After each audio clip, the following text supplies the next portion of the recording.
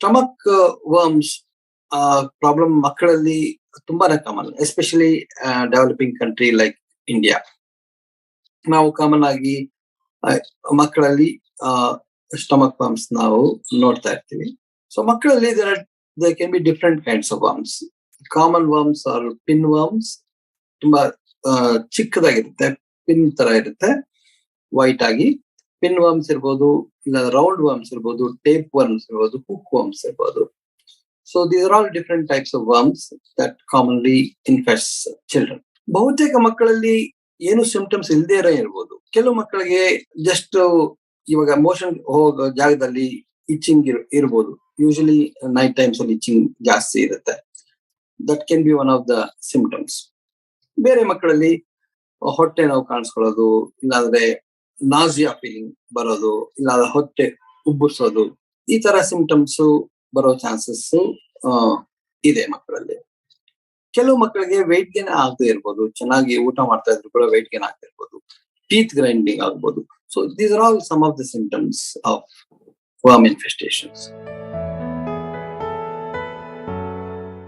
Worms ಯಾವ ತರ transmit ಆಗುತ್ತಂದ್ರೆ, ಈ transmitted through faeco oral route ಅಂತ ಏನ್ ಹೇಳಿದ್ರೆ, ಯಾರಿಗೆ ವರ್ಮ್ ಇನ್ಫೆಸ್ಟೇಷನ್ ಇದೆಯೋ ಅವರು ಮೋಷನ್ ಹೋದಾಗ ಆ ಮೋಷನ್ ಅಲ್ಲಿ ಈ ಎಗ್ಸ್ ಇಲ್ಲಾಂದ್ರೆ ವರ್ಮ್ಸ್ ಇರುತ್ತೆ.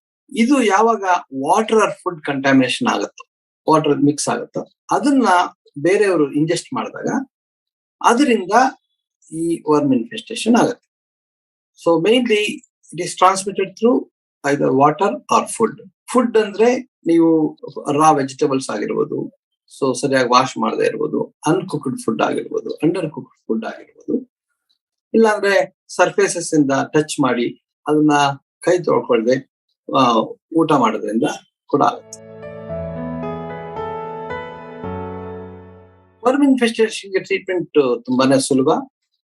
ಫಸ್ಟ್ ನಾವು ಯಾವ ವರ್ಮ್ ಅಂತ ನಾವು ಡಯಾಗ್ನೋಸ್ ಮಾಡ್ಬೇಕು. ಸೊ ಅದನ್ನ ಸ್ಟೂಲ್ ಸ್ಯಾಂಪಲ್ ಕಳಿಸಿದ್ರೆ ಅದನ್ನ ನಾವು ನಮ್ಗೆ ಯಾವ್ದು ವರ್ಮ್ ಅಂತ ಗೊತ್ತಾಗುತ್ತೆ. ಗೊತ್ತಾದ್ಮೇಲೆ ಅದನ್ನ ನಾವು ಯೂಶಲಿ ಓರಲ್ ಸಿರಪ್ ಮುಖಾಂತರ ಇಲ್ಲ ಟ್ಯಾಬ್ಲೆಟ್ ಮುಖಾಂತರ ನಾವು ಪ್ರಿಸ್ಕ್ರೈಬ್ ಮಾಡ್ತೀವಿ. Usually 1 to 3 days of treatment usually is enough for most of these worms. Worm infestations prevent ಈಸಿಯಾಗಿ ನಾವು ಮಾಡ್ಬೋದು. ಇದು main it's depends on the hygiene ನ ನಾವು ಎನ್ಕರೇಜ್ ಮಾಡ್ಬೇಕು ಮಕ್ಕಳಲ್ಲಿ.